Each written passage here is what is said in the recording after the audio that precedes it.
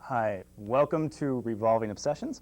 My name is Craig Bouchard. I'm here tonight with some of our local audio files. Tonight's show is about people who collect music, and lots of it. And tonight I have the pleasure of having three people from around the local area. We have to my left Ina Purvins, owner of Record Hog here in Somerville. Hi, and we have Brett Milano, the Peacemaker. He is a freelance writer for the Boston Phoenix. And the Herald and a few other places. Oh, excellent. Indeed, yes. Okay. And Mr. Pat McGrath, owner of Looney Tunes Records. Hello. Hello. Well, thank you all for being here. And I know that we've been speaking off and on for the past week about what the show was going to be about. And basically, I wanted to just talk about what it is that makes people collect albums and really love music. And I know that all of you are really involved in the music business, whether it be with your record stores or, and I read your articles in the Phoenix. What is it about music that captivates people and really gets you, really out there loving it? It's a gene. I think it's you're born with it. And in my case, it was Gene Pitney, but for somebody else, it might have been Gene Hackman. Yeah. This is Sir Thomas Beecham, the great English conductor, that said, the purpose of music is to free your mind from the tyranny of conscious thought. Doesn't that sound attractive? It does. Yeah, it works. And I think, as Sammy Hagar said, there's only one way to rock. I don't know what it means. And who would know better than Sammy? He did say it. Yeah. So I've heard him often with Beecham. So you perhaps could make a correlation between the size of someone's record collection and just how badly they need to be relieved of the tyranny of conscious thought. Now, when you see people in, like, for example, in Looney Tunes, what do you, can you pick out a collector from, say, the size of their stack, I think, is the best way. Right. When you see it really starting to pile up, they mean business. Well, or they're just very ill. Which are not mutually exclusive by any means. We give a special discount to large buyers if they will come to the counter and say that they're how can I euphemize this, a sick F. If they'll come and say that, then they get 10% off. I didn't know that. Oh, yeah. Oh. Well, it has to be of a certain quantity besides. A lot of the classical customers try and get away with just using the initials, but it won't work. They have to come up there and actually say both words. They want to get the SF discount, but it's not enough. I'll see you in the store tomorrow. Yeah. Now, Ina, you own Record Hog. Right, and we don't offer that kind of discount, I'm sorry. Because everyone that goes to Record Hog you is can't. It's a copywritten idea. Right, you've patented that. Yeah. So now, do you have a lot of repeat customers, or is it people that come through, or? We certainly have a lot of repeat customers. Regulars. Yeah, and I wouldn't even call every repeat customer a collector. Some people shy away from that, I think, because it stigmatizes, like, hey, Pat was saying, you almost humiliate yourself when you put yourself in that category sometimes. Right. But we have a lot of music lovers. Right, and that's, now, you and I spoke earlier, the idea of the music lover versus the archivist. And there's some people that do collect a lot of things for, I mean, obviously they love the music, but they also want to have this archive sort of idea. Do you run into that a lot in your stores, or that sort of mentality? From time to time, yeah. I mean, there are people that are just tend to be more obsessive and organized about things. I mean, I've been through those phases myself where you're just crazy about some artist or band and you have like everything that they ever put out, or you become, you know, like rockabilly. I just loved rockabilly intensely, so I just needed to find every rockabilly collection I could find because I couldn't really find any of the original 45s very easily. So. Yeah. And so now, if she likes rockabilly now, have you ever had a crazed moment where you are trying to collect as much of one artist or of a sound, or is there anything that you really get tuned into, Brad? Or? I went through a bunch of phases. During my high school days, I listened to nothing but prog rock, which is, there's not many collectors that are into prog rock, so I got all the records myself.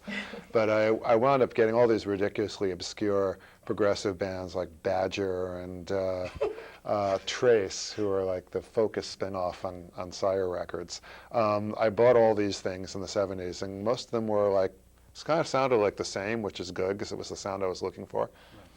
But I went through another phase recently of New Orleans R&B and had to get my hands on everything, say, that Alan Toussaint, the producer from New Orleans, had ever been behind. And in fact, he was behind some really terrible records.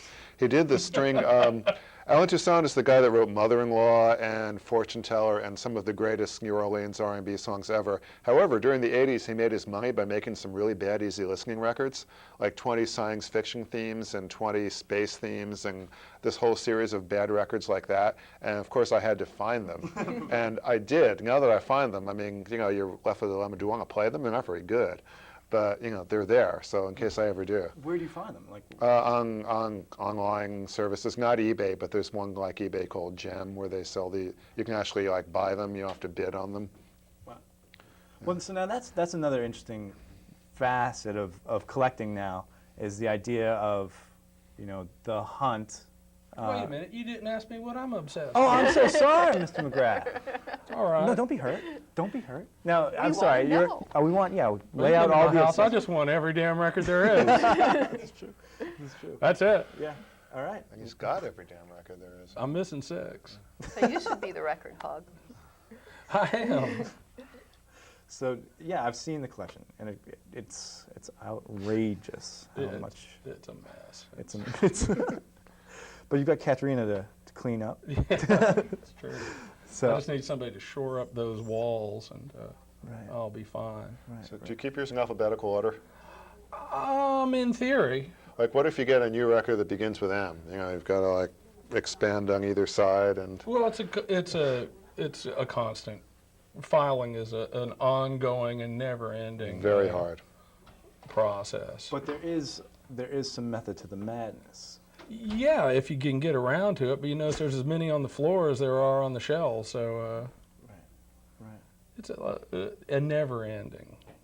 Right. Now, you know, your collection, unfortunately, and it's mentioned in the tape that we, you know, that your collection is also. It's sadly in storage. Yes. But Yes. I do have the store, and the current finds end up at the store instead of in storage, because, yeah, I mean, my records got evicted from the house for the reason that your walls need to be shored up. So, Oh, was it bend in your house too? bend in the house, yep. So they had to find another home, a temporary home, I hope. Nobody knows the pain that the record collector goes through. You sell your It's own rough. records? What? You- No, they're in storage. Yep. Silly. Selling records.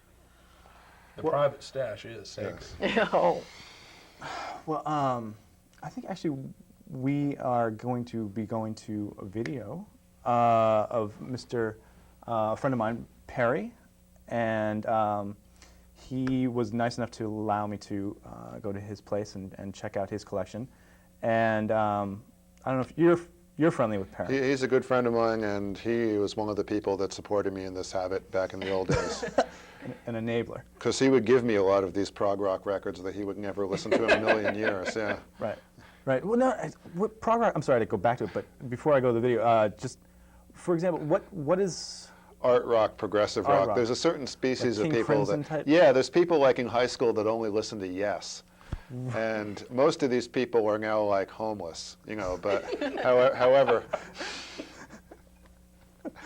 some of them, you know, then there's me basically, and went on to talk about music all the time. right? Well, I think Perry makes mention of Yes in his videos. So. I don't think there are any Yes records in Perry's collection. No. He makes no. There's no. He's very much a. Well, he's interesting. Why don't we go to the footage that we have of Perry, and we'll check that out. Oh, well, it all started. Geez, I was 2 years old, and I had to watch the Mickey Mouse Club on television every day. And a lot of times I had a babysitter come over, and she would put on American Bandstand, which was on before the Mickey Mouse Club. Right. And that's how I got hooked. And my mother would go buy me 45s that I liked on the American Bandstand. I wish I still had a lot of those. I don't have many of those left. So we're talking, 40-odd years ago. You obviously got some older albums, and do you have albums from when you were a kid still here? I mean, like, that you picked up when you were, in your, pre-teens? Like, I know you said you've been collecting since you're Well, really... I had mostly 45s as a little kid. I mean, my first album was Meet the Beatles, and the copy I have now is not the same one as I had back then. I mean, but if you get up to around maybe Sgt. Pepper or so, that's probably the one that I've had all along. And the CD sounds a lot better. What can I say? Right. But they're here, and every once in a while, I mean, there is some stuff that probably will never come out on CD again. So it's nice to have. But I've been amazed at the amount of stuff that has come out on CD. Yeah. So. Yeah, because I know that. I know that. From what I know of you, like you will purchase like CDs to get copies that you have on vinyl. Like I know, been with you when like the Clash came out with the U.S. versions and things like that. I'm sorry, with the UK versions. You pick those up, stuff like that. But that's more of just to have a completist sort of. I have some of the obsessive compulsive disease that most record collectors have. Definitely. I mean, I don't have it. I don't have it as bad as some people. I mean, if they change the color of the label, I don't have to have both of them, and I don't have to have the original one either. Right. But I like good sounding stuff, so I mean, I'm a sucker for every time they remaster stuff, even though when I get it, it's usually like, it sounds different, but does it sound better? It's a matter of taste, usually. They're always louder. Right. They don't turn up as high. Right. Right. So now, if you had to characterize your collection, obviously it's pretty eclectic. It's kind of, because I know you're into doo-wop, but I know it runs the gamut. You're into girl bands, but you're also into local scene stuff. And you have major artists, and you have smaller, more obscure artists. Is there any focus that you have? Like, I mean, is there anything that you kind of? Well, my tastes were formed in the late 50s and 60s, earlier than most people, So most people my age, I mean, are big into Pink Floyd and Yes and stuff like that, which I mean I had to tolerate because that's what my friends were into. But I was more into older stuff and stuff of the era that was more 60s sounding. Right. When I was 8 years old, my mother said to me, "We have to watch Ed Sullivan tonight. The Beatles are on." And I said, "Who are the Beatles?" And she lived to regret that one. I mean, there were the Beatles and there were the Supremes, and I loved them both, and so I also kept a bigger eye on R&B than a lot of people did. In the 70s, I was into a lot of funk stuff and early disco. For a while I was a disco sucks person because a lot of it really did suck. But in retrospect, you know, there was a lot of good stuff and some that's fun even though it does suck. What was the reaction? Now, obviously, you've been collecting for a long time. What are people's reactions to collecting albums? Like, was it something that all your friends were doing, or was it like, what did your family, what did your parents think? Did they? Well, my father hated rock and roll. My mother liked it in a certain mood, which didn't happen very often. Yeah, I mean, they weren't crazy about me spending a lot of money on it. I mean, you know, I could see that if I had a kid that was spending money on Eminem, I'd be pretty upset myself. You know, and I can look at it and say, but that's different, you know, but I don't know who, God knows what the next generation is going to be listening to. God knows. God only knows. God only knows. So that was Perry, and I was really pleased with being able to go down and check out his collection. I'd seen it before, but he brought up some interesting points, and a lot of things that we did talk about was about the recording industry and different things we're hearing on the radio and things like that. And what are kids listening to was a big thing. And do you still find that younger people are getting into vinyl? Do you see that at your stores, for example, Pat? Oh yeah, sure. I mean, it's we sell a lot of records, and I was talking to Brother Cleve, and we're saying that the turntables outsold guitars last year. And so we sell a lot of records to a lot of young people for a number of different reasons. It's you know, so many kids want to be DJs, and so there's that. And then there's a certain, well, there's a romantic aspect to the vinyl, and there's you know, a rebelliousness. You know, they're not going to be force-fed what Whitey tells them they have to have. They'll have records, damn it. And there's the fact that, you know, once you actually sit and make the comparison on a good turntable, you'll find that those records sound ever so delightful in comparison. Although it's more, to me, it's more a question of what you listen to rather than what format. I mean, you can listen to Eminem on vinyl and you're still lame, basically. There's no getting around that. Whereas you can listen to Slater-Kinney on CD and you're not lame.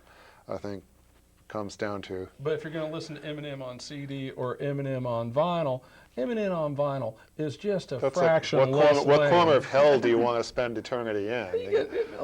You get a reservation then, you know, first class hell. First, yeah. Now, you obviously, it sounds like you also get involved in like MP3s and things like that nature. I did before the record industry and their great generosity killed Napster. But, I had a wonderful time with Napster for about 6 months when I bought a computer in October, basically so I could do that. And I found things that I could not find for love or money anywhere else. Say, a 70s Christmas record by the Goodies entitled Make a Daft Noise for Christmas. You're not going to find that at a local store. This was a group that was kind of like Monty Python, except they also made rock records. And they made a Christmas record in the 70s that was very close to my heart for a while.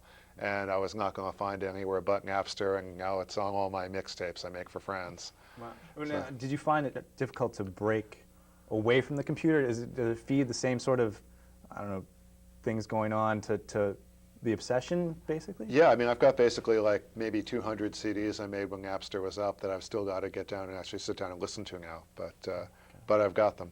Wow. Are you afraid that the man's going to kick in your door and No, I take just it away don't from have you? time to listen to 200 CDs. That's. Yeah, that's amazing. Yeah, Napster was, I found it very difficult to break away from it because there's so many things that you find. Well, I do is like I'd find some 15-minute song and just like leave it downloading. It would take 8 or 9 hours to get it, so I just go to sleep and then wake up and start downloading something else. There it was. Now, I know you both, work, as I've said many times tonight, work in record stores. But now, did you get involved in the digital revolution? Not much at all. I was just going to mention, as well as Pat's points, which I all agree with about kids and records. Records are a lot cheaper for kids than CDs. Like, I'm sure, I don't know if you guys have a budget area, but a lot of stores have really cheap records. Like I have records 3 for $1. And there are a lot of people that spend hours on their hands and knees going through these totally unorganized records, and a lot of them are young people, and finding stuff to take home. And it They're really, like archaeologists on a dig. exactly. And they're coming home with 8 Journey albums. Well, that's the funny thing, that sometimes the records that bring the most pleasure are truly astound me. Well, I don't think anything should be described as awful, because somebody out there likes it. And But if you can find out that Journey sucks for 3 for $1, that's a cheap lesson learned. well, there Right you here. go. Well, sticks. Yeah. Now, See, we were going to talk about the most valuable record in our collection. I made a point of bringing the least valuable record in my collection. Now, what we have here is awful. But it could be like nostalgia, like the most valuable nostalgia for someone imaginable. It could But bring back that would be memories someone that lost their virginity during Domo Arigato, Mr. Roboto. Like, can you imagine what that would do to the rest of your life if, like, you lost your virginity during Styx? You know, it just, you bring in the painful things for me. it's very, very painful. Yeah. For me, it's those Catholic hymns that bring me back to losing my virginity. So, but I know what you're saying, and you do find little treasures. I mean, it's cheap treasures are the best. Well, and you still, I imagine, when you go out, you do. I mean, I know you work at the store, but do you go out to record stores or Actively do you hunting, not very much anymore. I don't. I used to very actively hunt and go to yard sales, but then, I don't know, Patrick, you probably don't do yard sales or flea markets anymore either, because too many people Every do weekend, them. Oh, I you get up do? and go. I can't. My do it. obsession. I don't think. And when I hear you say that, I'm like, so that's what good mental health's all about. I don't know anything about it. No, it just exhausts me at this point. I had to It schedule- exhausts me too. But hell, he saw me unloading the trunk from the yard sales Yeah. when he came over. Beautiful thing, yeah. Wow. We had to schedule around the yard sales for our interview. It's Well, I still go to every record store when I'm on vacation, much to my boyfriend's deep dismay. Oh, I do that, Yeah, yeah. got to do that. He waits in the car reading a book for an hour or two. That's a good boyfriend, though. Yeah. I've had girlfriends that will not tolerate it at all, and then of course we have to break up. Well, on that note, Someone just laughed out. yeah, we your love was creating laughter here. Well, why don't we? It's not the first time. We're going to actually see Ina. I interviewed her last week, and why don't we go to that video her footage of her at Record Hog? So we will. Officially, I've probably been collecting since I started working in a music store, since like 81 or 82. But I've had records since I was a kid, and probably bought my first record when I was in 6th grade. So that was probably the beginnings of collecting. Those records that I bought in 6th grade, my dad actually smashed, because he's sort of a holy roller. And I bought Tommy Rose Dizzy, and I forget what else, like Three Dog Night, Joy to the World, and he found those offensive. So they got smashed. Wow. But Have you gotten them back? Like, have you bought those? oh, I actually still like those songs. Yeah, I have a lot of guilty pleasures actually when it comes to music. Many different kinds of records, and I collect them for many different reasons, not just the music on them. Right. So what are some of those reasons? Because I know people who, don't even know, they'll pick up a record because they don't even know what's on it, but they love the cover looks intriguing, right? Yeah, well, sometimes the cover looks intriguingly good, like it might have the sort of music that you enjoy listening to, or it might have, it might look like it has something weird on it. Right. I actually have, I wonder if it's handy, something that came in today. Shoot, I don't know if I'll be able to, oh no, I will be able to find it. Now you tell me whether there's a bunch of rather interesting records here, but here we have Webster. Teaches children how to avoid molestation.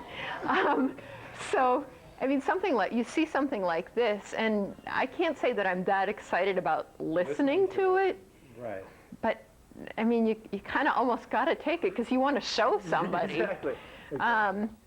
In the same stack, and this looked kind of cool too, The Voice of the Computer. It's a 70s record. Right. I have no idea. Now, that could be interesting to listen to. Right. But even if it's not good musically, it could have some cool sounds on it. Well, I've always waited for a computer to put its own record out. Followed them for years. And then this Mae West record, which I have that, I know, and that's actually been put on Golden Throats, that Golden Throats CD, I think. So, but anyway, I mean, you just never, there are many reasons to get excited by records. Yeah. Well, well, actually, and you brought a box of your stuff? I did. It's in the car. I'll have to go. Yeah, I forgot to bring it in. Oh, okay. I was just, yeah. So should I? Yeah, if you want to go get it, that's fine. No, and if you want to go get... Yeah, I'll Go get get some more of the Elvis. store toothpicks. You took the back word. Well, so you brought a box. Oh yeah. I just thought I would show you, like the kind of thing that does get me excited. I always get excited by animal records. Novelty records about animals or something, particularly chickens and pigs, are very near and dear to my heart. And I think you can't go wrong with, and monkeys. I forgot monkeys. Oh, yeah. Monkeys are important in the animal music genre. But so yeah, I thought I'd mention that I do collect that stuff. But then I thought I'd show you the more, perhaps the more serious side to collecting. And these are like some 10-inch, 7-inch cardboard EPs of country music, which I'm a big fan of. You know, they're just like, here's one of Johnny Cash. Wow. And these I've accumulated slowly through the years. Now, where do you find most of these albums? Do you go out to... Well, some of these I actually got mail order, but a long time ago from Goldmine magazine. I think this one, because it has the sleeve with a grade on it, I seem to remember. Some of these I've just picked up. You know, I've worked at a lot of record stores and done a lot of picking through piles when I travel too. So, you know, they just sort of, your piles grow. They grow out of the wall. The hallways get narrower and narrower. To the point where I think I mentioned to you before, my boyfriend and I moved into a house, and it's an older house. And when I lived in an apartment here in Somerville, my walls were just floor to ceiling with records and books. And we moved my records out to the house, and they're like 100 or so Gentle Giant book boxes of them, and Gentle Giant guys sweated and hauled them up the stairs to the second floor. And one of the guys said that he'd moved Oedipus, but this, other than moving Oedipus from BCN, this was the most records that he'd ever moved. And then and so they were upstairs in the hallway, like it's kind of a long house, so they're all in the hall and all in like a back room along the sides of the walls, because you don't put them in the center of the room, because there have been stories, I don't know if I've ever really heard them verified, but I've heard stories of people piling boxes in the center of the room and falling through. Yeah. I think you should ask Patrick at Looney Tunes, or ask Dennis about that, because I think Patrick knows of somebody that happened to. So anyway, yeah. So my boyfriend claimed that this floor was sagging, that he could actually see sagging, and he took out a tape measure, and he was even measuring, like, and he claimed that the house was dividing and about to fall. So I had to, I found a storage spot for my records, so all my records and most of my CDs are in storage now. Wow. Whoa. Yeah, there's some nice audio right It's one there. of those pig records. I Yeah, think, well, you know, stuff. that's where Ina's head started to spin around. And leaves you speechless. Well, now, yeah, Pat, you didn't. She mentioned that you had the story about the. Well, my problem is more a cosmetic one. It's just the drywall that's bowing out. It's not the actual structure itself. But I had some friends over the house, Japanese friends, and they were all making note of this. You know, that the walls were, you know, bowing out a little bit underneath the record collection, and I suggested that it would be an honorable death were I to be crushed by my records. They went nuts. They all, I swear, they all wanted to go home and get crushed by the record collection. So it would be a poetic way in which to go, but you know, I still have to get those last 6 records before I can. But now that's not how you're having the walls reinforced. I understand. I suppose I sort of feel like you know, it's cheating in a way. But, yeah, I'm having them shored up on Thursday. I'm just wanted to mention we are taking phone calls tonight. So if anyone wants to call and chat and bring up any issues, talk about their collection or their issues, just let it loose. So the number should be on the screen, and it is. Excellent. So if people would like to call, it's 617-628-9876. So now, Brett, I know I wanted you to play devil's advocate because I know you are, you know, like you said, it's more about the music rather than the medium. Yes. And now, what made you convert to the CD? Do you actually feel like the sound, in terms of the sound quality? I know. Well, they're louder. I think that was a big influence on me initially.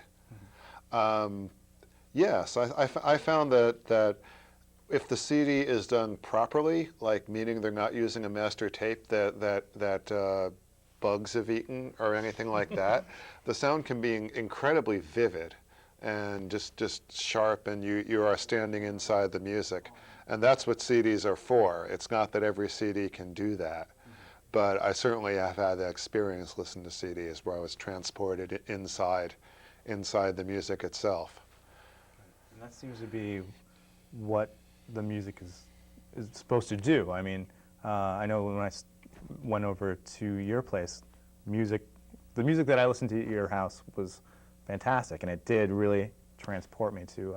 Well, actually, I mean, it was more like I actually saw the people playing in terms of music was that clear. Those were records. Those were. That was because he actually did have the people playing. That's true. That's true. Yeah. Yeah. He was John by- Lennon resurrected. Yeah. So now you work in record stores. What? Just to reiterate over again, what's it like to work in a record store? Is it like High Fidelity? I mean, I know that Precisely. precisely. So are you fans of that movie? Yeah, and the book as well. Yep. All the heads be bobbing. Yeah. Yeah. So He nailed it. he nailed it. What was it about the book that the book and the movie that really kind of nailed it? It was just the characters that were you know, well sketched out and completely true to life. And I think if most of us were giving our druthers, we would go on stage and sing "Let's Get It On" by Marvin Gaye. You know, I think there's really no getting around that.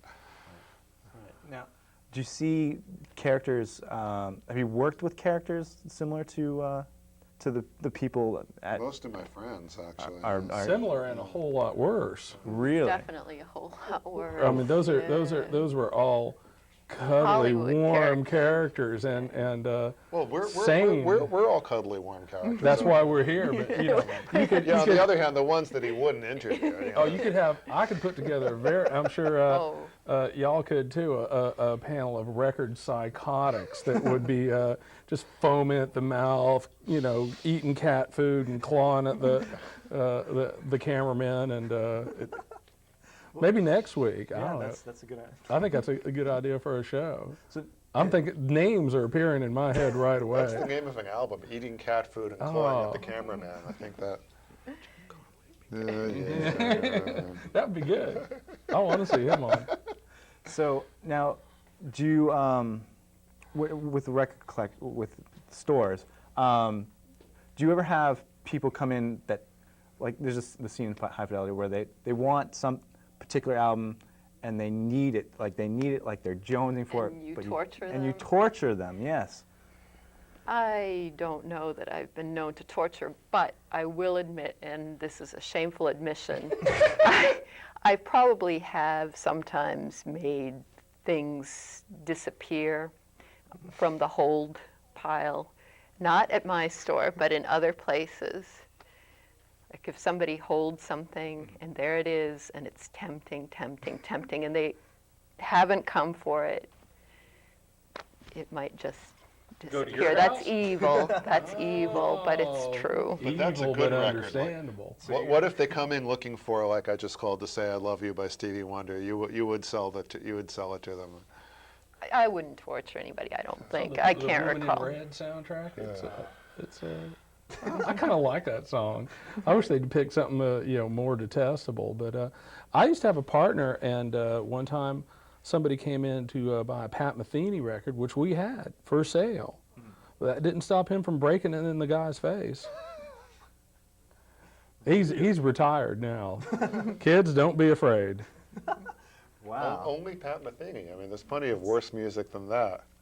It was just struck him as something that this fella should not own, even though we stood to make $3.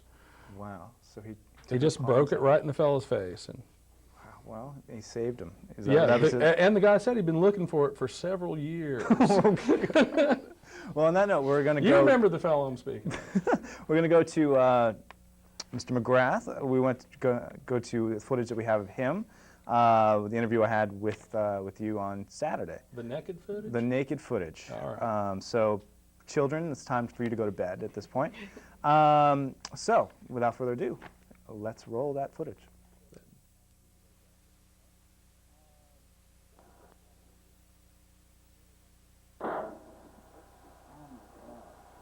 See, I thought we'd make a nice visual. This is like half of it, the other half's in the basement. I thought we'd have a nice visual effect to see, all this, definite visual effect here. That's why I was recommending y'all come over. Yeah. Sheesh. Ain't it just? Ain't it crazy? Or anachronistic trees.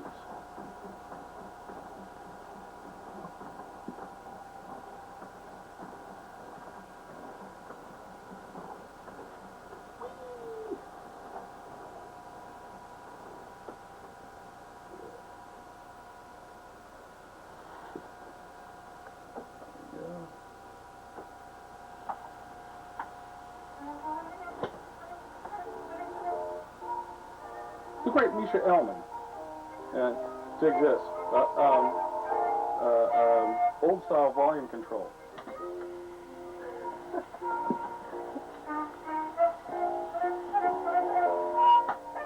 Old style noise reduction.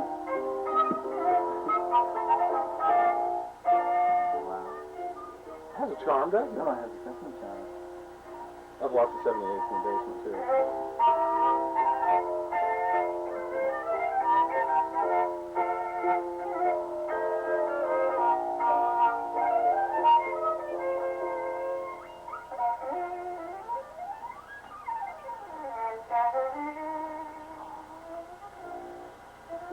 I remember people will argue the thing in theoretically, which seems to me, stupid. They're like, well, it couldn't be. Well, why don't you listen and see if it is? Right. But you get that from a lot of people. How could these anachronistic, old technologies be any good? And yet, well, I think you've heard it. The proof was in the plan. I knew that was a lie when Panasonic came out with an ad that said a slight improvement on perfection. Oh, what you bastards! You can't trick me. Can't improve perfection. Oh, they're lying. But yeah, you're right. There's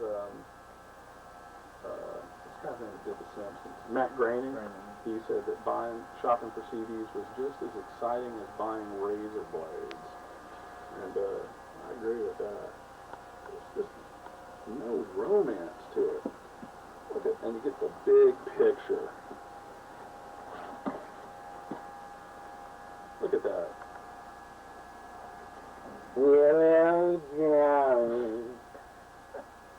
Big ass Carol Channing there. It's enough to make you almost listen to it. Come on up. It's dank and evil down here. Here, for some reason, I find that classical fans are the worst perverts.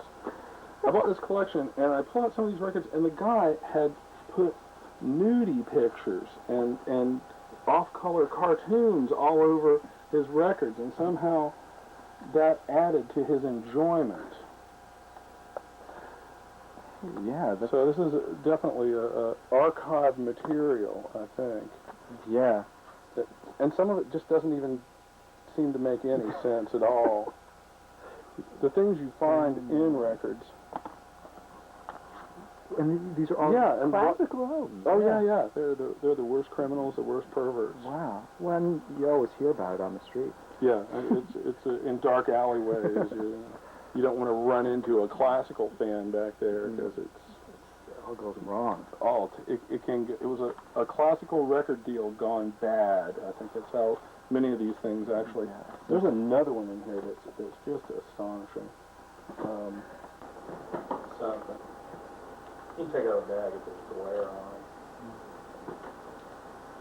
That's the way it sounds like, woo, Pat! And he gave himself a little Oh yeah, he's the king. king, yeah. Now what? Many famous people have shopped at Looney Tunes over the years.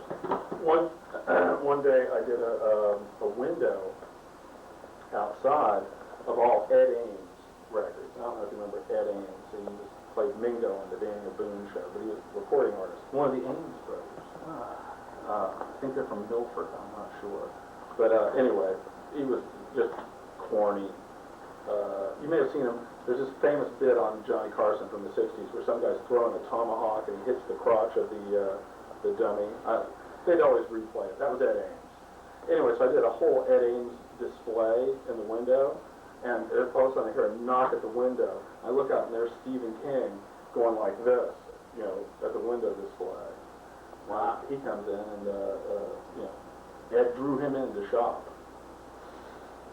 One day we're looking back at the blues section, and there was a guy who was dressed like a real bonehead. He was wearing a jumpsuit, and his hair was done, and his nails were done, and it was just like, who in the fuck dresses like that? And I looked, and it was Robert Plant from Led Zeppelin. I thought it was.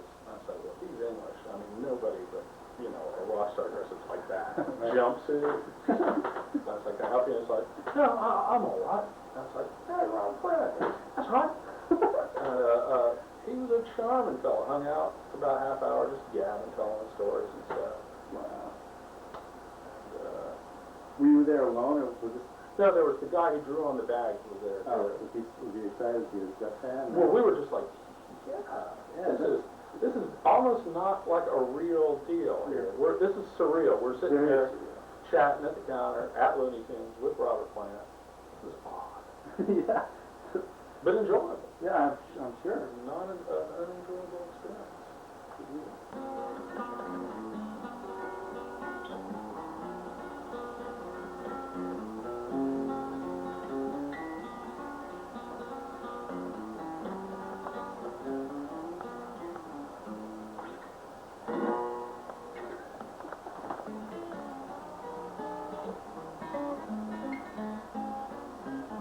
You have to be able to play if you got so much coming in. If you ought to come out, or you're going to be in terrible trouble. You'll explode. Like a rebellious act to buy vinyl records. It's like it does have a very sort of a rebellious as well as romantic cachet to it. Yeah, it's counter establishment. Yeah, in a lot of ways. exactly. And also, And I think it's much more appealing, the sense of the hunt, too, because when you say you have to really, it's not as, there's places that you can go and it's there for you, but you definitely have to. Yeah, I suppose it's true, like I said about the ritual of cleaning the record. And maintaining all the, it's not as easy. And I think that probably serves to focus you on it. If you just order something from Amazon.com and it shows up at your house and, there's no involvement with the outside world, no interaction, no search, no effort. I think all those things tend to focus you towards the listening experience. And plus, I suppose, obviously, I'm an acquisitive person, so I like to amass stuff. But, part of that is that it takes you other places, and it takes you in contact with other people, and, you don't really get that by ordering through the mail or off the internet, so it's not much of an experience. no, it just, makes for so much more varied experience to go out hunting for something, so yeah. I agree.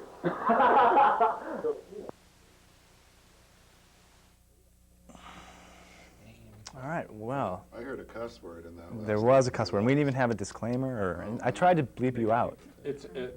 My swearing is too powerful to bleep out. It's true. The machine was whirring, and I couldn't do anything about it. I just wanted to take this moment to introduce, we have a new member of the panel, Mr. Brother Cleve, and there he is in the back. Brother Cleve, what is it, what do you do? I know you're obviously an avid collector, but give us a Well, I little... put them to work. I'm a DJ, so. Oh, okay, excellent. And also a very active sampler. I write electronic music and other assorted things, and music for television where I sample little bits and hide it very discreetly so that I don't have to pay thousands and thousands of dollars to somebody else. But And a great piano player. But I've been collecting the records since 1960. Wow. Now, and also you and Pat are in a band, correct? For at least 400 years now, we've had a band called the Wheelers and Dealers. Over 400. Yeah. Wow. Yeah. Wow. So We played the Coliseum in Rome when it was still fresh paint on it. Wow. When our act was fresh, too. When that joke was fresh. Well, actually, it was nice enough of Pat to give me a copy of one of your albums.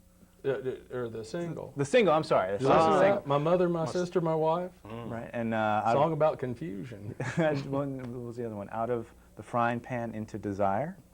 Written by the great Asa Bretner. Asa Bretner. Asa Bretner. Well, as we just saw in the video, part of the thing that you talking about at the end, the idea of the hunt, and I know some of you brought albums that are the result of the hunt for vinyl, and why don't we start with well, Brother Cleve? Why don't we start with you there? All right, I have a few things. Well, I've been fortunate enough. This record is going to show. I saw it and it changed my life just seeing it.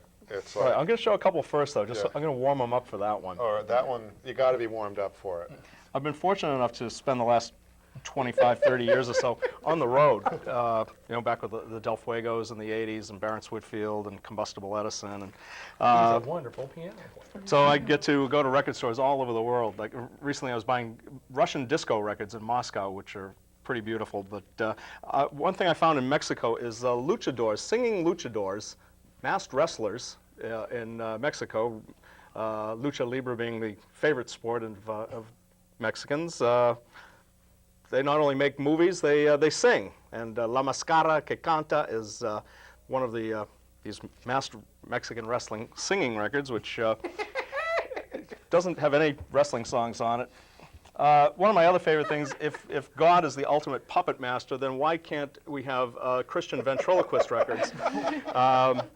There's an amazing show going on in New York City right now called The Record Show, which is an art gallery called Exit Art in Soho, in which there are about 5,000 record covers that are up, and people like John Zorn and Thurston Moore and other assorted fetus, people like him put it all together. There we go. Little Marcy was a Christian ventriloquist. There's Little Marky, too, the male version who Later ends up joined the meeting. Ramones, Yeah, and he meets Satan on his record. But this is one of the great Little Marcy records, and they are truly, truly frightening. And we carry the complete Marcy line at Looney Tunes. They're all in stock. Come and get them, kids. Being with Combustible Edison for many years, of course, easy listening records were one of my passions for many years. This Music for Ratfink Lovers is a record of just pure easy listening, but every song ends with this seductive, sultry woman going, "Oh, you Ratfink," which is about its only redeeming value. Is that on CD? No. Sorry, Brett. No. No. You'll lose But that, baby. what? I hear that live, so I don't. Yeah. But what Brett was talking about earlier, This did it for me. yeah, This one, like, America's best-loved poet of the 1960s and 70s was Rod McEwen, who thousands and thousands of poetry books were sold and records, but most people didn't know that he actually made a gay disco record in 1977, where he's taken Crisco and turned it into disco, Slide many people Easy did. In. The title piece is a 6-minute, sort of a male version of Donna Summer's Love to Love You Baby, with a couple of men enjoying the company of other men and making it heard. You know, and a little more on the inside, the Leatherman. He also does a Don't Drink the Orange Juice, which, if people remember Anita Bryant and her anti-gay campaign in the Broward County in Dade County in Florida. That was one of their little thing about, with the gay community not drinking the orange juice. So Rod, it was beautiful. That has not been reissued on CD as well. Even on his own label. On his own He label. owns the label. He would not put Yep. that record out. Yep. Well, he didn't think the small little CD booklet could do full justice No, I to don't- the panoramic. I don't think so. I think we need to see these just one more time. What do you think? There, and then you have the. Not Rod McEwen's actual body, it should be pointed out. You don't know that for oh, sure. Oh my God. Yeah, no, that I is, met Rod. He came to see Combustible Edison. Did he in have Los arms Angeles. that hairy? Could you tell if they were his or not? that is just I too. don't think that's him. My worldview has been changed by seeing that record. And rightly so. Rightly so. Now, what did you happen to bring? I brought in, this is a record, well, let me first, a lot of times record collectors live with their parents. They never move out. In fact, a lot of record collectors live with my parents. A home for wayward record collectors. But a lot of record collectors, none of us, of course, but many, Basically, they never have sex, is what we're getting down to. You know. and that ain't the half of it. However, they do have those urges, and they don't move out, but they live with mom, but they need to, They you know, need, that is the they operative need. word. So I found this guy had never moved out from living with his mother. He kept his, right here in Somerville, kept his smut collection inside of a record case here. I don't know if you can, probably don't want to show that. I mean, Well, the kids have already gone to bed. all right, 'cause, then he you, was can gonna- you zero in on Well, no. that? It's his own drawing there. Well, and he of, also did. He also I don't did, think it's going to. no, No, it's it's not not. gonna show. But he also did writings as well. Correct? Yes, his writings, and I'll There, read there, the. you can see it. It's just Okay, really, it's come in Yeah, perfectly. it's There's come his in. own That is the drawings, absolute, which he thrilled himself with, and also his own story, and then just a lot of pictures of oily men wrestling and topless women playing volleyball. It's clear this is a 50s porn stash, but he had to hide it away from mom. So where better to put it than in a record of Handel organ? That way he'd look, he'd see Handel organ on the side, and he'd know what to refer to. absolutely shameful. And it's the things you find in records that just, you would never find that in a CD, in one of those little jewel boxes. You'd never find a collection of 50 smut. But in a record, all things are possible. Ina has a good story too. My own smut collection, well, I didn't bring it, so, you know. But Well, maybe you should bring maybe I in should. Oh, my Dad. records. Well, here, ladies and gentlemen, are a couple of things I'm proudest to own. lot of sticks? Yeah, aside from the sticks, No sex involved anywhere, unfortunately. No, this is the best $75 I ever spent. This is a Bob Dylan bootleg entitled Ten of Swords. Oh, I want that. Ooh, you don't have it. No, and I want it. The story behind this one, this is pretty much the best Bob Dylan bootleg there's ever been. It's 10 vinyl records, all with like really good labels and liner notes. At the time, everything on this collection was unreleased. The Royal Albert Hall show and such have been released. Rolling Stone, about a week after I bought it, Rolling Stone magazine wrote it up and as the best Dylan bootleg ever. Within a week of that article appearing, the price was up to like $500. Within a week after that, it was deleted altogether. So because Rolling Stone wrote about it, they blew the whistle on it. Still, this is the Beach Boys Smile album, which never came out. And this here is, in fact, signed by Brian Wilson. Now, this is basically the album that gave Brian Wilson the nervous breakdown trying to complete it. I went to one of his autograph signings and showed him this is a bootleg album with of music from those sessions with the cover of the real one. And I showed it to Brian Wilson to autograph, and he basically went like this with his pen, held it over the record, and froze for about 90 seconds. Did not move, sat there and stared at it. And I'm thinking, oh my God, I've sent Brian Wilson back to the sandbox. This is awful. And then he signed it and he gave it to me. I later found out that Dr. Landy, who he was working with, would not let him see any Beach Boys memorabilia, so he was affixing it to memory.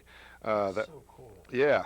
On the alternative rock front, this is the first Throwing Muses EP, which Kristen Hirsch, Tanya Donnelly, and the rest of them put out by themselves in 1985. And there was only about 50 of these. They were hand-colored by the members of the band. And it is the first EP they made on Blowing Fuses Records. And most of the songs were re-recorded, but not in this form. And of course, they weren't colored by the band. When I was writing for one of our fine local newspapers, they assigned me an article, find bands that are teenagers, do a cute little story about that. Turned out there were very few bands that were actually teenagers, and someone said, Throwing Muses, great name, who are they? And I heard this record and I thought, this is the best thing I've heard in years, and turned out to be that. And finally, wrapping up my little show and tell, Buck Owens, Minute Masters. 20 Buck Owens songs in 20 minutes flat. Every song on this edited down to 60 seconds to make it more convenient for in-store play. Thank you very much. Good night. I always wanted that too. What, if you want. Well, I have a few more things. Mine are more things in the silly vein, I guess. I thought you would have more serious music, Brett, that's why.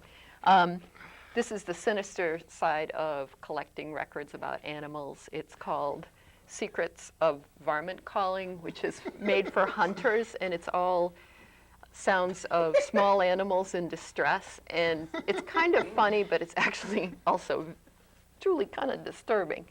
I think we have time for one more. Oh, one more? Yeah, I'm sorry. Okay, well. Wasn't that like the best Clash album, Varmint Calling? How I was really fond of that one. How about this? Is that a... And it's actually a card, not a Music record. for half-assed friends? Yeah. Oh, the high fidelity, yes. Well, that's wonderful. What do you play for him? Hold on. Wild after Rod McHugh. Yeah, well, I just want to say thank you very much for coming in, and I appreciate you bringing in the albums, Brother Cleve. Thank you for joining us late in the show, and appreciate everything you guys have done. Thank you.